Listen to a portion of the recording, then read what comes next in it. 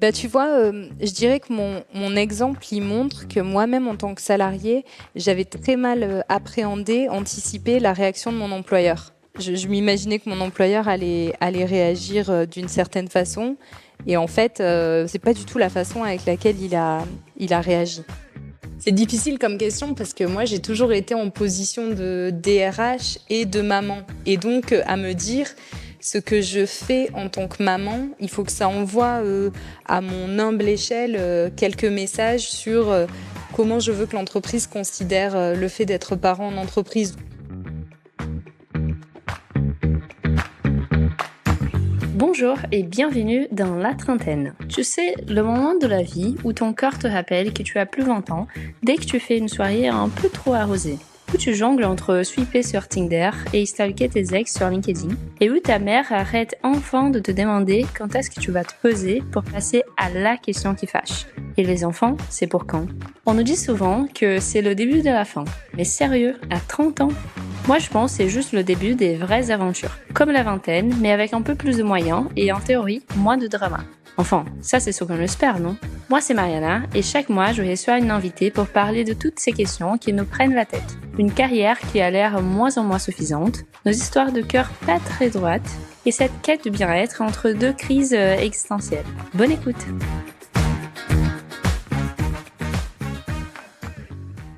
Aujourd'hui, on va parler d'un sujet qui nous concerne toutes, que vous soyez maman, que vous y pensiez ou que vous ayez des futurs parents dans votre équipe. On va parler de comment jongler entre carrière et maternité. Mais pas le discours tout beau, tout propre qu'on entend partout. Non, on va parler de la vraie vie. Quand l'approche efficace, cadrée, ne s'applique pas avec les enfants, des nuits en stress avant d'annoncer une grossesse au boulot, et ce sentiment bizarre d'être toujours au mauvais endroit, pas assez là pour le boulot, pas assez là pour les enfants, ou même la sensation qu'on doit faire un choix entre les deux. J'ai de la chance d'avoir aujourd'hui avec moi Anne Lebrouchec, qui est Chief People Officer chez Swan. Anne, elle a un parcours super intéressant et surtout, elle parle cash des sujets que personne ose vraiment parler au bureau. Elle a vécu ces situations personnellement, mais aussi dans son rôle de CPO. Elle voit comment ça se passe des deux côtés. Anne, bienvenue dans la trentaine. Merci Mariana et ravie d'être avec toi pour parler de ce sujet. Trop bien. Du coup, pour commencer, est-ce que tu peux nous raconter un peu plus sur qui tu es ? Donc, je m'appelle Anne, je suis DRH aujourd'hui d'une structure qui s'appelle Swan, qui est une entreprise de fintech basée à Paris. J'ai vécu un peu plusieurs vies dans ma vie professionnelle de RH, une partie dans des grands groupes avec une approche très structurée de la fonction RH comme Bouygues Télécom ou Google ou L'Oréal ou Canal+ et TF1 dans les médias. Et puis j'ai basculé il y a quelques années dans des rôles de DRH au sein de start-up, donc des structures plus petites, mais aussi plus agiles, souvent plus modernes dans leur appréhension du management. Et donc, c'est un peu cette dualité d'approche sur des sujets comme la maternité d'ailleurs, qui je pense ont pas mal enrichi mon expérience de ce que c'est que d'être une femme en entreprise et de devoir gérer des problématiques en lien avec la parentalité. Génial. Et du coup, pour commencer, moi, j'aimais bien aborder justement avant la grossesse, on va dire, donc avant de même commencer à réfléchir à devenir maman. Il y a toujours une question de quel est le bon moment. Et c'est un peu dommage, je pense parfois que les femmes elles sont un peu plus concernées avec cette question de est-ce que ça va impacter ma carrière ou pas. Et en fait, moi, je me rappelle d'un livre que j'ai lu qui est assez connu, qui s'appelle Lean In de Sheryl Sandberg. Et moi, je me rappelle qu'il avait un chapitre qui m'a beaucoup marqué parce qu'elle parle de don't leave the table before leaving the table. Et en fait, c'est intéressant parce que ça parle beaucoup que parfois les femmes anticipent les choses avant même de tomber enceinte, avant d'avoir un bébé, avant de vraiment que ça impacte la carrière. Donc, comment est-ce que toi, tu as vécu ça? Est-ce que tu as fait des choix? Est-ce que tu as un peu fait une sorte de auto-sabotage avant d'avoir ton premier enfant? Et est-ce que tu vois ça dans les employés que vous avez ou que vous avez pu, que tu as pu accompagner dans ta carrière? Alors, je pense à double titre. Je l'ai vécu à titre personnel et je l'observe tout le temps notamment en gérant des carrières féminines. À titre personnel, c'est vrai que, comme beaucoup de femmes qui ont envie d'avoir une carrière et de s'épanouir dans leur travail, on a tendance à apprendre à planifier beaucoup de choses, à se dire ok, j'ai un certain nombre de compétences à apprendre, une fois que je vais avoir coché ces cases, voilà la prochaine étape de ma carrière, et voilà ensuite l'objectif de carrière que je me fixe, et je procède par palier, etc. Et j'enchaîne peut-être des postes tous les 18 mois, puis tous les 2 ans. Bref, j'ai une façon d'organiser ma carrière comme si c'était mon agenda de la semaine. Et donc, quand commence à arriver le sujet d'un projet de maternité dans tout ça, moi, j'ai eu la tentation de penser que j'allais pouvoir planifier tout ça pareil. Et que donc, très bien, donc qu'est-ce que je fais? J'attends le moment où je suis en pleine possession d'un poste que je maîtrise bien. Une fois que j'en suis là, c'est le bon moment pour planifier mon projet d'enfant. Bon, il se trouve que parfois ça marche comme ça, et puis parfois ça marche absolument pas comme ça. Et donc, j'ai eu à gérer aussi beaucoup de collaboratrices qui me disaient non, mais Anne, je veux pas considérer cette opportunité de mobilité parce que c'est pas le bon moment pour moi. Je pense que j'ai un projet d'enfant et à qui refusait du coup des opportunités et que je retrouvais 9 mois plus tard, qui me disait écoute, en fait, soit c'était bête parce que mon enfant il est arrivé plus tard, ou soit c'était bête parce que j'ai fait la croix sur quelque chose, mon enfant est arrivé. Et en fait, j'aurais été complètement capable de quand même prendre cette opportunité. Donc, j'ai fini par me méfier, même si c'est rassurant, de trop vouloir planifier les choses. Il faut avoir un petit peu de lâcher prise, mais c'est difficile parce que c'est antinomique avec tout ce qu'on nous a appris sur le fait de pas subir sa carrière, piloter sa carrière. Là, il faut accepter de subir parfois un petit peu. Mais c'est ça que j'étais en train de réfléchir parce que je pense que d'un côté c'est facile de dire ouais, il faut pas trop planifier, il faut juste accepter des offres qui arrivent ou même rester ambitieuse, on va dire. Mais quand je vois mes proches, quand je vois les femmes avec qui je parle, je sens qu'il n'y a pas forcément ça. Et même récemment, je discutais avec une amie qu'elle hésitait entre justement changer de poste à une nouvelle boîte qui était beaucoup mieux payée, était beaucoup plus intéressant, avec beaucoup plus de possibilités de progression dans sa carrière. Mais elle disait, mais j'hésite à avoir un enfant dans les prochaines années, donc j'ai peur de passer à une nouvelle boîte, passer à une période d'essai, ne pas valider et ça va un peu impacter tout le reste après. Écoute, c'est une bonne question. Moi, j'ai eu la chance d'être dans des entreprises assez avant-gardistes sur la façon dont elles pilotaient le sujet, même il y a 10 ans, il y a 15 ans. Une expérience qui m'a marqué, parce que je pense que l'entreprise, elle doit aussi envoyer les signaux de comment elle considère que les femmes, y compris dans une période de maternité, continuent d'être intégrées au même titre que n'importe quel autre collaborateur. Et dans mes premières semaines quasiment chez Canal+, quand je suis arrivée dans l'entreprise, il y a eu l'annonce d'une promotion. On avait promu notre directrice marketing, donc c'était une très bonne nouvelle pour l'entreprise. Et il se trouve qu'on l'avait promue alors qu'elle était en congé maternité, qui plus est d'assez longue durée, et que donc en fait la promotion elle restait assez virtuelle parce que pendant les 3 prochains mois l'entreprise elle acceptait juste en fait de faire le choix de nommer la personne clairement la plus compétente pour le job, en faisant complètement fi de l'absence qui était liée à la grossesse, en considérant que ça de toute façon c'était le parcours de vie de chacun et que il fallait juste choisir la meilleure candidate ou le meilleur candidat, et c'était elle. Et je me suis dit qu'en fait juste le symbole d'une promotion comme ça, ça vaut toutes les politiques qu'on va écrire sur son site internet. Je pense que clairement, ça a beaucoup rassuré les femmes en interne qui savaient déjà que c'est une entreprise très moderne et progressiste sur le sujet, sur le fait que, ok, c'est dans ce type d'entreprise que je suis, du coup, je sais à quoi m'en tenir quand la situation se produira pour moi. Et donc, c'est à nous, employeurs, d'envoyer aussi ce type de message parfois et d'y penser. Et je suis assez d'accord que c'est beaucoup plus dans les actions qui ont fait qu'on porte le message plutôt que quelle est la politique de l'entreprise. Je pense que c'est important d'avoir une politique assez claire pour que les nouvelles employées vont avoir une idée. Et du coup, toi, de ton côté perso, est-ce que du coup ça a impacté la façon dont tu te sentais avec ton premier enfant? Parce que je me rappelle quand on a discuté, tu as beaucoup parlé du fait de annoncer la grossesse comme était le moment que tout le monde panique. Ouais. Bah, bizarrement, j'ai vécu 2 expériences radicalement, différentes et l'annonce de la première grossesse a été beaucoup plus simple.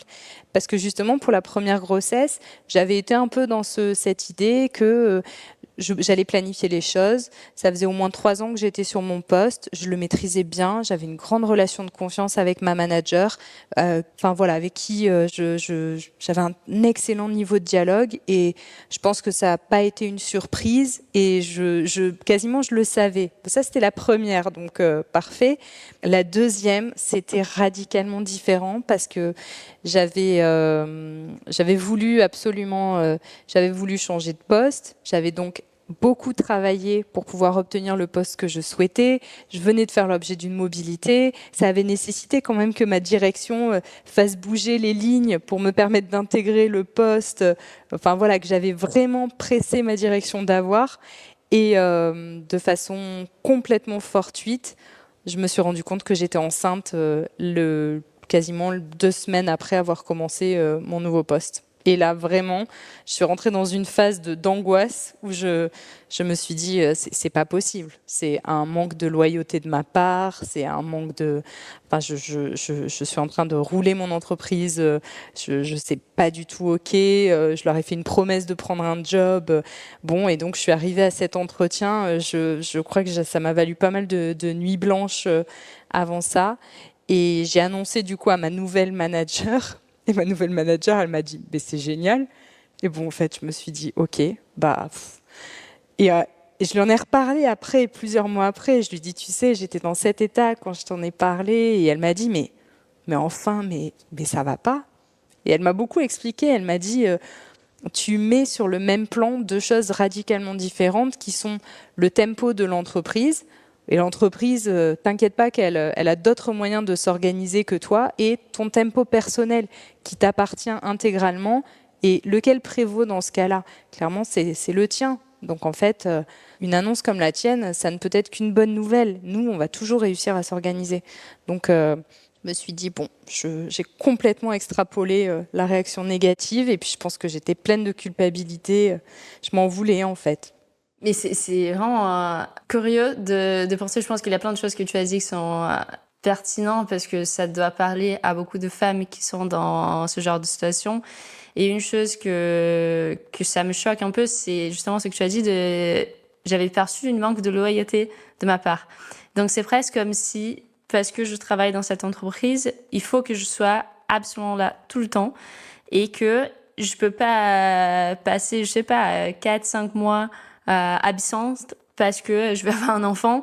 Et en plus, il y a plein de statistiques qui montrent que les femmes sont plus efficaces après une grossesse. Bref, il y a plein de choses qui montrent qu'en théorie, on a des meilleurs employés après qu'on devient parent. Même que, bref, c'est pas forcément juste, il faut pas recruter juste les parents, mais on y stresse d'une façon beaucoup plus illogique. Et même quand on met la question de loyauté, c'est presque aberrant de penser que ça va influencer la perception sur l'employé. Mais en même temps, je vois que c'est ce qui se passe. Donc, c'est difficile à comment changer. Et je pense même toi que tu as une carrière qui tu dois être beaucoup plus proche de justement la perception de management par rapport aux employés. Ça veut pas dire que je ne vais pas subir les mêmes choses. C'est très vrai en fait. On se rend compte que pour autant qu'on a géré beaucoup le sujet à son niveau et que le métier de DRH, c'est sans arrêt de devoir gérer des annonces en fait et de devoir y réagir, etc.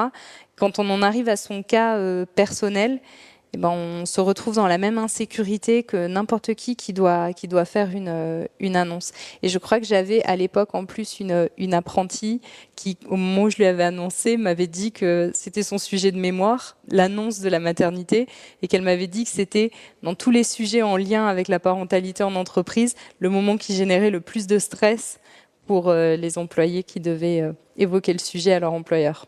Est-ce qu'il faut changer d'entreprise pour aller vers un endroit qui soit plus accueillant? Ou même quand on est notamment dans une entreprise, et ça je vois beaucoup, une start-up assez jeune qui n'a pas beaucoup de parents, on voit le stress d'être presque les premiers parents dans la boîte. Eh ben, tu vois, je dirais que mon exemple, il montre que moi-même, en tant que salarié, j'avais très mal appréhendé, anticipé la réaction de mon employeur. Je m'imaginais que mon employeur allait réagir d'une certaine façon. Et en fait, c'est pas du tout la façon avec laquelle il a réagi. Donc, je pense que déjà, il faut pas trop commencer à se stresser en s'imaginant le pire, et il faut plutôt se rassurer sur le fait que on est, on est sur une absence relativement courte quand même concernant un congé maternité. On est sur une absence que l'entreprise, elle peut se permettre d'absorber. On est sur une absence qu'on connaît à l'avance. Donc, on peut s'organiser au sein de son équipe pour pallier à une absence. On peut aussi tout simplement être remplacé quand on est absente. On a la chance d'avoir un cadre social quand même qui nous permet de prendre en charge la maternité. Et donc, quelque part, on n'est pas en train de disrupter le fonctionnement de son entreprise. Puis à la fin, on est lié à l'entreprise par une relation contractuelle qui est importante et qui prévaut, et ça c'est sûr, mais à la fin, qu'est-ce qui reste le plus important entre la vie personnelle qu'on est en train de construire et ne pas abîmer sa relation contractuelle avec son entreprise? Je pense qu'à ce moment-là, c'est pas mal de relativiser et de se dire ma priorité, c'est ma vie de famille. Ça m'arrivera pas peut-être 15 fois d'être enceinte, donc je vais profiter de ce moment-là. Et le travail, je vais être absente et c'est très bien, je vais en profiter. Et par exemple, une fois que le bébé arrive, je pense qu'il y a aussi une deuxième phase qui ça devient aussi challengeant un peu à comment jongler entre la vie de maman et la vie de travailleuse genre dans une entreprise. Et je me rappelle justement que tu m'as beaucoup parlé de ne pas se sentir au bon endroit. Quand on est trop à la maison, on culpabilise parce que je suis pas assez au bureau, je devais être plus présente. Et par contre, quand on travaille trop et quand on est trop au bureau, on sent que on n'est pas autant pour les enfants. Comment tu as vu ça?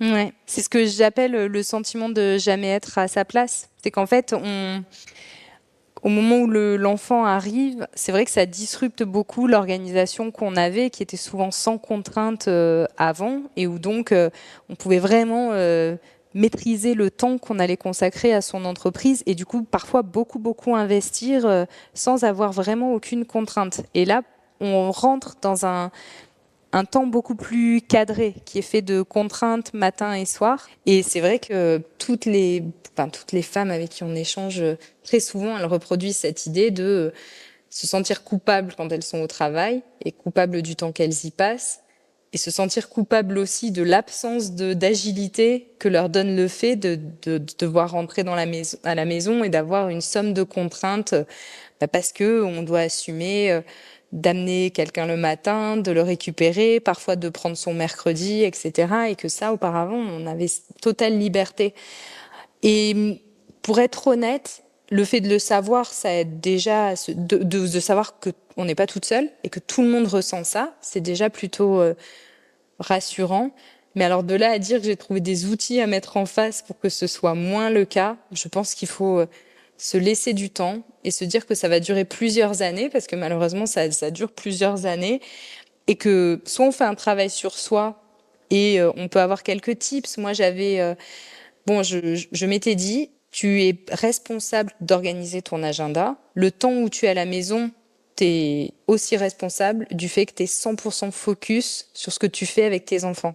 Si tu es à la maison et que c'est pour être à moitié sur ton portable et en fait ça sert à rien. Dans ce cas-là, autant être au travail. Donc en fait, fais le choix d'être au bon endroit au bon moment. Par contre, si tu es à la maison, tu es sans portable et tu écoutes ta fille te raconter le cours de poterie au périscolaire. Ça devient ta priorité. Juste, essaye pas de faire les deux choses en même temps. Sois entièrement à ce que tu fais. Et ensuite, il y a beaucoup de choses aussi, moi, que j'aime bien sur le fait d'être explicite et montrer l'exemple. Moi, en tant que DRH, si tu vas dans mon agenda aujourd'hui, tu vois tous les matins si c'est moi qui amène mon fils et ma fille ou pas. Tu vois le dentiste, tu vois tout. Parce qu'en fait, comme ça fait partie de ma vie, je suis bien obligée de l'intégrer dans mon quotidien de travail.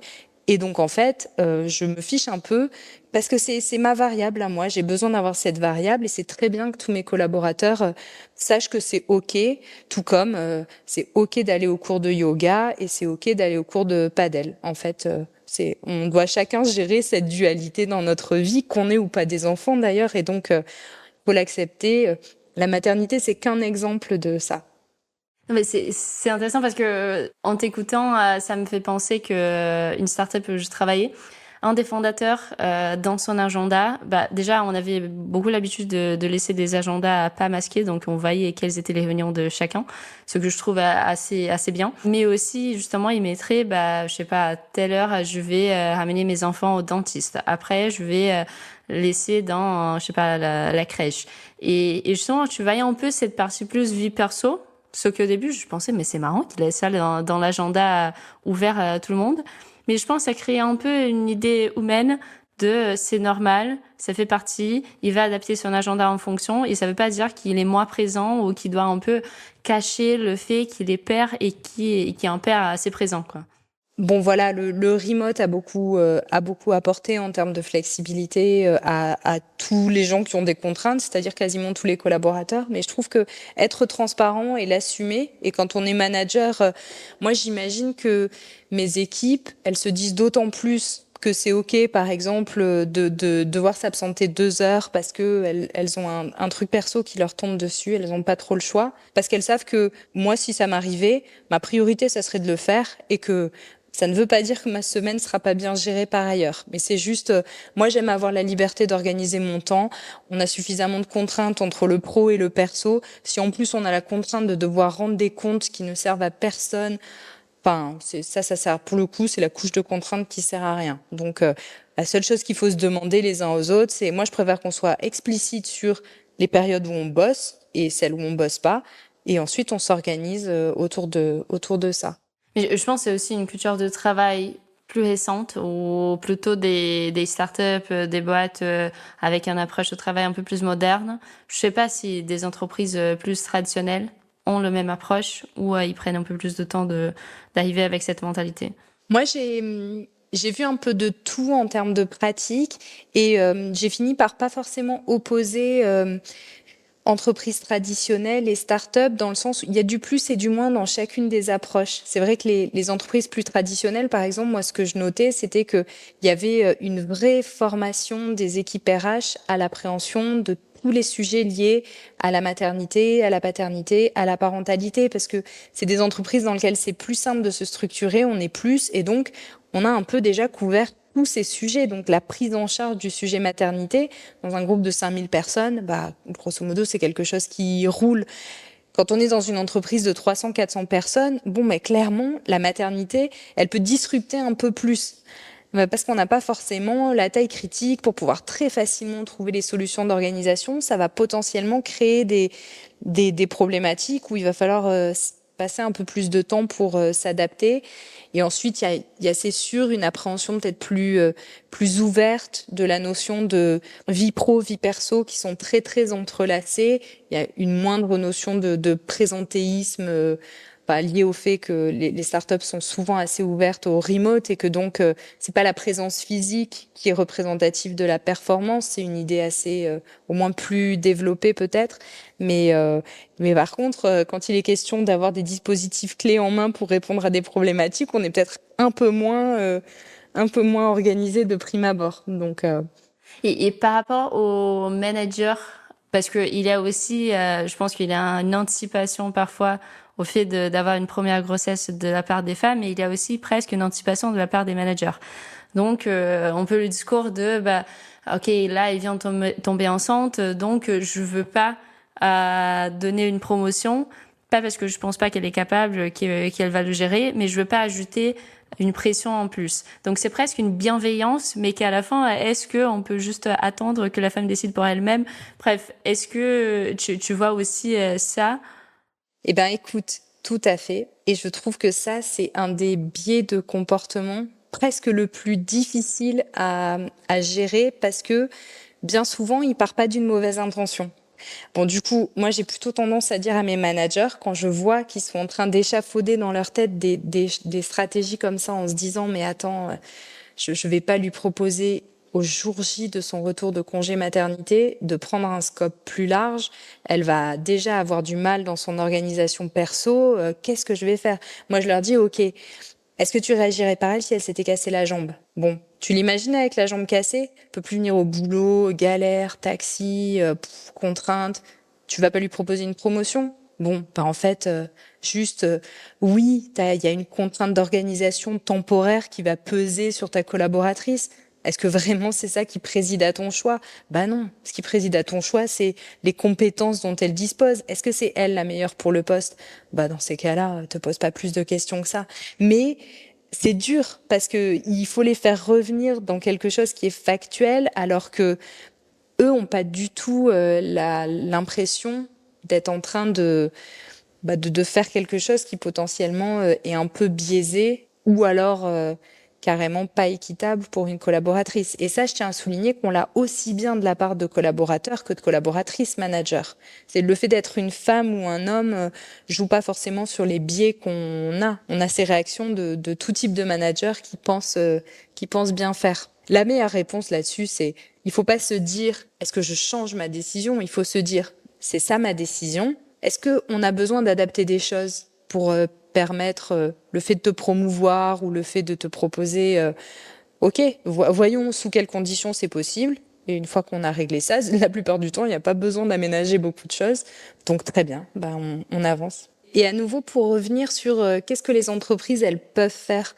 En fait, il y a plein d'actions là. Faire de la formation, c'est vraiment une action offensive qu'on peut faire pour. Mais je me rappelle de mon expérience chez TF1, un point qui me marquait tout le temps et qui dénotait du coup sur notre personnalité en tant qu'employeur, c'est que si tu venais un mercredi et que tu allais manger au restaurant d'entreprise, et ben en fait, c'était hallucinant le nombre de parents qui du coup en profitaient pour déjeuner là avec leurs enfants, et tu voyais passer les enfants de tout le monde. Et en fait, c'était quand même une entreprise qui était très cadrée, c'est de la télé, c'est très organisé, et pour autant, c'était assez permissif sur le fait que, bah oui, on pouvait s'autoriser aussi de déjeuner avec son enfant, de l'amener au bureau. On voyait souvent des enfants, et je m'étais toujours dit, ça dénote un peu sur l'entreprise qui quelque part est plutôt bienveillante quoi vis-à-vis des enfants, et je trouvais que ça envoyait un signal vraiment en filigrane mais qui était positif. Donc, est-ce que tu as des conseils, par exemple, pour les gens qui nous écoutent et qui sont dans une situation et qui ne voient pas forcément ce cadre assez bienveillant, de comment libérer la parole et inciter ce discours plus ouvert sans forcément percevoir que ça va donner l'impression que j'arrive pas à gérer? C'est difficile comme question parce que moi j'ai toujours été en position de DRH et de maman, et donc à me dire ce que je fais en tant que maman, il faut que ça envoie à mon humble échelle quelques messages sur comment je veux que l'entreprise considère le fait d'être parent en entreprise. Donc moi par exemple, le fait de clairement dire quand est-ce que j'ai besoin de partir plus tôt à cause de mes enfants et de considérer que c'est non négociable, ou alors bah juste bah voilà, là les enfants ils sont en vacances en ce moment. Bon bah entre deux réunions, parfois je prends un WhatsApp avec ma fille pour qu'elle me raconte je sais pas quoi, les dernières trouvailles à la plage. Et ben très bien en fait, c'est ok. Donc je me dis il y a une partie de moi je le mets en avant comme un truc normal, et je parle pas de mes enfants beaucoup, mais bon ils sont là quand même. Et je pense que ça, les managers en particulier, on a tous un rôle à jouer. Quand on est manager, si on commence à impulser ça comme une chose très normale, je pense que tout de suite, on va imprimer à notre équipe l'idée que c'est OK d'avoir une vie privée qui, à un moment, transparaît un peu sur le lieu de travail. Donc, je pense qu'il faut autoriser les managers à le faire. Et du coup, dans les choses qu'on a fait, nous, à notre niveau, par exemple, il y a une des compétences de management, une grille d'évaluation sur laquelle on évalue nos managers, qui concerne le respect de l'équité, de l'équilibre vie pro vie perso des personnes qu'on manage. Et donc c'est une grande catégorie qui permet d'englober le fait que justement ces dimensions-là, on les traite comme manager. On n'en fait pas fi, parce qu'en fait, c'est la vie du... Et donc, c'est plein de petites choses comme ça, où il faut que l'entreprise, elle s'aligne en ayant des dispositifs qui, à chaque fois, ne créent rien qui va à l'encontre de la liberté des employés à avoir leur vie perso et s'organiser en fonction. Et je pense que ça, voilà, ça se fait beaucoup à partir de petits signaux. Et donc, même quand on part de zéro, un petit signal après l'autre, on peut renverser l'équilibre des choses. Nous, par exemple, nos collaborateurs, ils te diraient, dans les choses qui les ont marqués récemment, quand il y a eu la canicule dans les écoles, on avait fait partir, comme beaucoup d'entreprises l'ont fait, un petit message pour dire, écoutez, nous, on a la clim, on a une salle de libre avec des feutres, un tableau, un machin. Si vous avez besoin, faites venir vos enfants plutôt que de les envoyer à l'école où il fait 35 degrés. quelques jours, tu peux voir notre CEO qui ramène son fils parce que lui aussi, il est en galère de solutions de garde ou de périscolaire qui est en grève. Donc, et je pense qu'on imprime plus ces quelques petits points que les plus grosses politiques là, qui sont très bien. C'est très bien d'avoir ça aussi, mais ce qui compte en fait, c'est juste souvent ces petits signes. C'est la façon dont son manager il va accueillir l'annonce d'une grossesse. Et voilà, ça c'est important. Ça c'est les choses du quotidien. Très bien, et je pense que c'est une bonne façon de finir cet épisode. Peut-être juste une dernière question que j'aimerais bien poser, et c'est presque pour revenir au tout début de l'épisode. Est-ce que tu penses qu'il y a un bon timing pour avoir un enfant, pour concilier avec sa carrière, pour annoncer, pour... Alors souvent, bon, ce qui est bien, c'est que a posteriori, on réorganiserait toujours les choses différemment, mais quand on est au moment de prendre une décision, en fait, le timing, c'est maintenant. Donc, il n'y a pas vraiment le choix. Moi, il y a une décision dans ma carrière qui me questionne encore, c'est que quand j'ai eu mon deuxième enfant, qui n'était pas du tout prévu d'arriver à ce moment-là aussi rapidement, ça a coïncidé, en plus de coïncider avec une promotion très sympa que j'avais vraiment bataillé pour avoir. Ça a coïncidé avec le plus gros projet de ma carrière, le projet qui sans doute m'a fait tellement grandir et qui m'a... Et en fait, ça a été une année quand même très très dure de devoir concilier un enfant de 4 mois avec un énorme projet et c'est un sujet dont je réfléchis encore. Je me dis, est-ce que j'ai pas, pour me prouver plein de choses à moi-même et me prouver que j'étais capable de le faire, là, pris la mauvaise décision parce que clairement, c'était peut-être pas le bon timing. J'aurais peut-être dû consacrer plus de temps à la première année de mon bébé et moins à ce projet qui était hyper dur en plus. Bon, et puis 5 minutes après avoir dit ça, je me dis, bah oui, mais en même temps, ça a été un tel booster de carrière. Et donc voilà, j'en reviens à ce truc où le fait est que j'ai toujours pas de réponse. Donc, même pour mon cas personnel, je sais pas si c'était le bon timing ou pas, mais tout ce qu'il en reste, c'est que c'est la décision que j'ai prise et j'ai fait avec. Après ça, il faut pas regretter, quel que soit ce qu'on choisisse. Génial, j'adore parce que ouais, on finit l'épisode avec plus de questions que de réponses, mais c'est exactement ça que je cherchais, donc c'est trop bien. Merci beaucoup Anne, je pense que c'était vraiment très chouette. J'espère que ça va inspirer déjà des managers à réfléchir à plutôt les actions et des signes qu'on donne aux employés plutôt que des formalités, que la pratique est un peu différente, mais aussi à des femmes qui nous écoutent, qui ont peur, qui ont tous ces doutes et voir que en fait, on est tous ensemble et on a tous ces mêmes questionnements et justement le fait d'ouvrir la parole et parler, ça aide déjà beaucoup, beaucoup. Donc merci beaucoup. Merci à toi Mariana. Merci d'avoir écouté La Trentaine, le podcast où on finit souvent avec plus de questions que de réponses. Mais au moins, on se sent moins seul dans nos remises en question. Si ces conversations te parlent, rejoins-nous sur Instagram ou TikTok, @latrentaine.media, ou abonne-toi à notre newsletter sur Substack. On se retrouve dans un mois pour continuer d'explorer ensemble cette décennie pas si terrible que ça.